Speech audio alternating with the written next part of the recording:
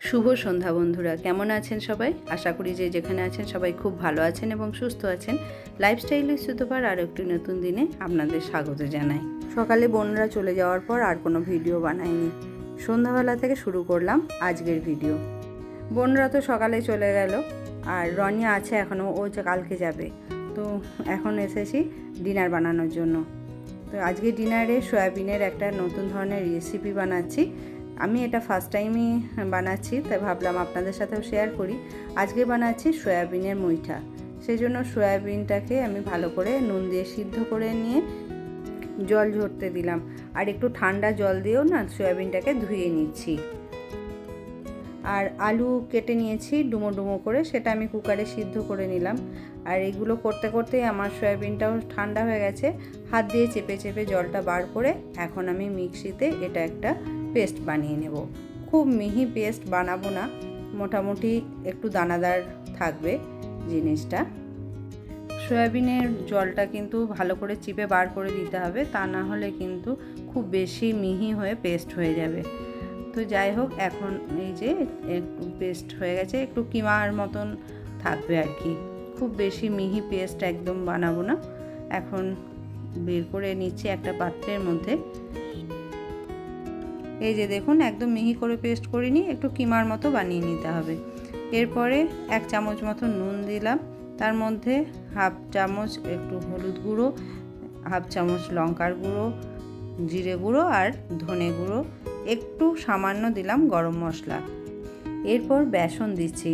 অনেকে ময়দা দিয়েও করেন, কিন্তু আমার মনে হয় বেসন দিলেই এটা খেতে ভালো হয়। আমি এখানে 3 চামচ মতো বেসন দিয়েছি। তো যেরকম জল থাকবে সেই হিসেবেই কিন্তু বেসনটা দিতে হবে। আর দিলাম আমি এখানে একটু আদা বাটা। আদাটা দিয়েও আমি এটা ভালো করে মেখে নেব। তারপর এই পেস্টটাকে মুইঠার আকারে বা যেরকমভাবে আপনি গড়তে চান, যেভাবে আকার দিতে চান সেই আকারে তৈরি করে নিতে হবে। আমি এইভাবে বানাচ্ছি।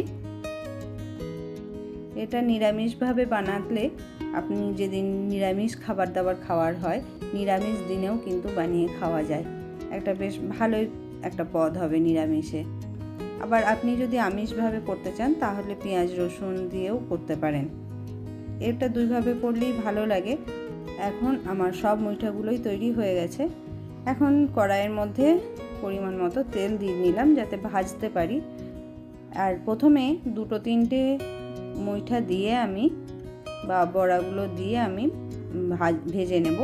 দেখব যদি ভেঙে যায় তাহলে আরও একটু বেসন দিয়ে এটাকে মিশ্রণটা টাইট করে নিতে হবে। আর যদি দেখি যে না ভাঙছে না, এখন আমার দেখুন ভাঙছে না, তার মানে আমার বেসনের পরিমাণ ঠিক আছে। তো এইভাবে এখন লাল লাল করে ভেজে তুলে নিলাম। আর যে কটা মুইঠা বাকি আছে সেগুলোও এখন কড়াইয়ের মধ্যে দিয়ে ভেজে তুলে নেব। আর রনি এদিকে এসেছে দেখতে রাতের ডিনারে কি সবজি বানানো হচ্ছে, কি রান্না হচ্ছে। আসলে কি বলুন তো, ওকে দিনের বেলায় যা কিছুই রান্না হোক, তাতে আলু সিদ্ধ ভাতও যদি হয় কিংবা সাধারণ কোনো তরকারি, মাছের ঝোল ভাত হোক বা যাই কিছু হোক, ও খেয়ে নেবে, কিছুই বলবে না। কিন্তু রাতের ডিনারটা যদি পছন্দ মতো না হয় তাহলেই হচ্ছে মুশকিল, তাহলেই ও ঘ্যান ঘ্যান করে। এরকম ব্যাপার না যে রাত্রেবেলায় মাংস ছাড়া খাবে না, কি বিশেষ কোনো চয়েস আছে, সেটা না, কিন্তু একটু অন্যরকম কিছু হলেই ওর বেশ ভালো লাগে। তো আমি প্রথমে বললাম সয়াবিন আলুর তরকারি করি, তো তাতে সে রাজি নয়। তাই জন্য ভাবলাম আজকে এই রেসিপিটা বানাই। তো যখন এসে দেখে গেল এরকম ধরনের একটা রেসিপি আমি বানাচ্ছি, এরকম একটা পদ হচ্ছে, তখন ও খুব খুশি হয়ে গেছে। তো যাই হোক, এখন তেলের মধ্যে গোটা গরম মশলা ফোড়ন দিয়ে দিলাম। আর এরই মধ্যে কয়েকটা তেজপাতা আর শুকনো লঙ্কা দিয়ে ফোড়ন দিয়ে একটু হিং দিয়ে দিলাম। নিরামিষ তরকারিতে দেখবেন একটু হিং দিলে বেশ ভালো লাগে। এরপর কুচনো টমেটোটা দিয়ে দিলাম। একটু সময় এটাকে নরম হওয়ার জন্য দেব, তারপর বাকি মশলা দেব। আর এখনকার টমেটোগুলো দেখবেন চট করে গলতেও চায় না, বেশ কিছুক্ষণ ধরে জল দিয়ে সিদ্ধ হওয়ার পরেই গলবে। তো শীতকালে তাও তাড়াতাড়ি একটু গলে, কিন্তু এই গ্রীষ্মকাল বা বর্ষাকালের সময় না টমেটো একদম শক্ত শক্ত হয়ে থাকে। তো যাই হোক, এখন একটু জল দিয়ে দিই, তাহলে তাড়াতাড়ি গলে যাবে। দিলাম একটু আদা বাটা, একটু সময় থাকলেই আর একটু নুন দিয়ে দিলেই খুব তাড়াতাড়ি গলে যায়।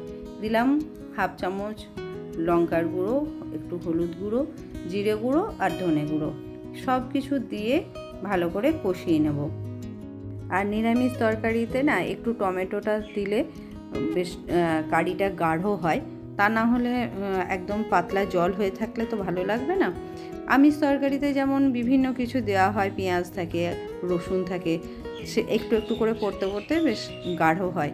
সেই জন্য নিরামিষ সবজিতে টক দই টমেটোটা দিলে বেশ ভালো হয়। আর এখন সিদ্ধ করা আলুটাও আমি দিয়ে দিলাম। এটা দিয়েই মশলাটার সাথে কষিয়ে নেব।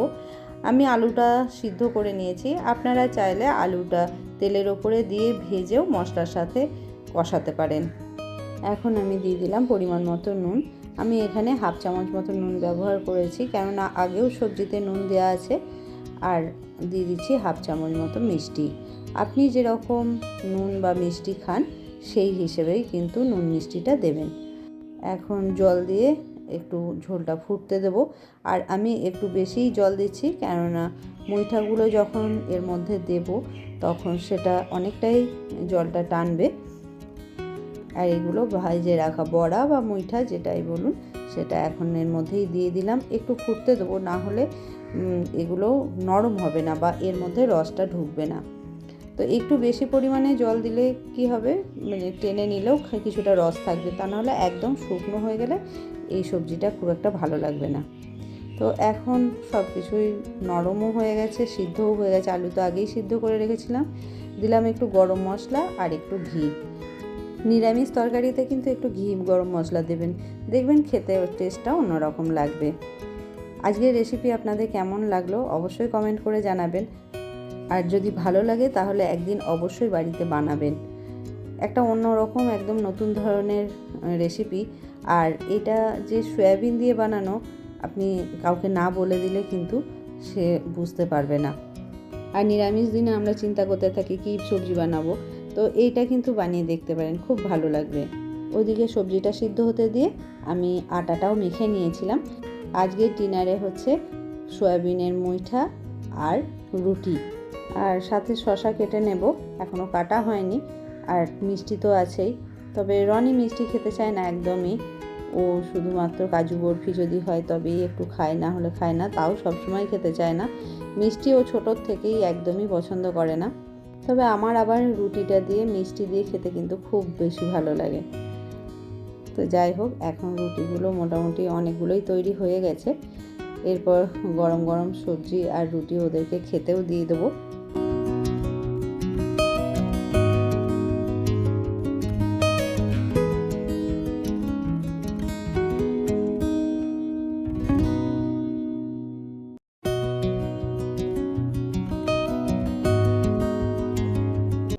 রনি এখন এসেছে আমাকে হেল্প করতে। বলছি গরমের মধ্যে থাকতে হবে না, আমি করে নেব, তো কিছুতেই শুনবে না। ও বলছে অনেকক্ষণ ধরে মা তুমি রান্না করছো কিচেনে, আর চলো আমি কয়েকটা শিখে দিই। তো যাই হোক, আমি এখন বেলে দিচ্ছি আর ও রুটিগুলো শিখে নিচ্ছে। তবে বেশ কয়েকটা আমি আগে করেই নিয়েছি, খুব বেশি আর বাকিও নেই। তো যাই হোক, ও যখন করতে চাইছে ওকে আর বাধা দিলাম না, আমারও সুবিধাই হলো বরং। আর কি বলুন তো, ছেলে মেয়ে সবারই আমার মতে সমস্ত কাজই শিখে রাখা দরকার। এই যে দেখুন, বাইরে পড়তে যাবে কিংবা চাকরি করতে যাবে, ছেলে মেয়ে এখন তো সবাই বাইরে পড়াশুনো করে, চাকরি করতে যায়, তো তখন ওদের কিন্তু খুবই অসুবিধা হয় যদি কাজকর্মগুলো না জানে। আমার মনে হয় প্রত্যেকের নিজেরটুকু নিজে করে নেওয়ার ক্ষমতা রাখা উচিত। আর সব সময় সব জায়গায় যে হেল্পিং হ্যান্ড পাওয়া যাবে এমনটাও নয়। আর তাছাড়া কাজের কোনো প্রকারভেদ আছে বলে আমার মনে হয় না যে এইটা ছেলেদের কাজ এইটা মেয়েদের কাজ, এরকমটা কোনো ব্যাপার নয়। সবারই সবটুকুনি শিখে রাখা দরকার।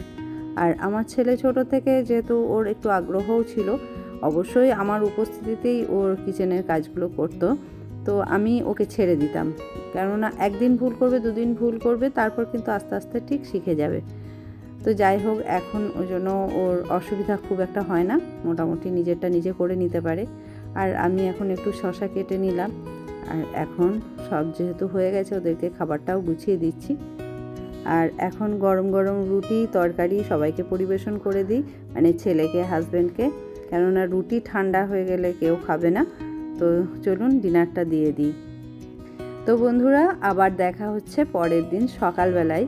এখন ঘড়িতে বাজছে 9:10 আর রনি চলে যাবে, তাই ওকে একটু পৌঁছেও দিয়ে আসবো আমি। এখনও পুরোপুরি রেডি হয়ে গেছে। আর এই দেখুন একদম মেন রোডে পৌঁছে গেছি। এখান থেকেই বাবু অটো ধরবে। আর এই দিক থেকে যখন আসে না, স্ট্যান্ড থেকে অটোগুলো আসে তো সব ভরে ভরে আসছে, একটাও সিট খালি নেই। দেখি কতক্ষণে ও অটো ফাঁকা পায়। তো যাই হোক বন্ধুরা, আজ ভিডিওটা এখানেই শেষ করছি। আজকের ভিডিও আপনাদের কেমন লাগলো অবশ্যই কমেন্ট করে জানাবেন। আর যদি ভালো লাগে তাহলে একটা লাইক দেবেন।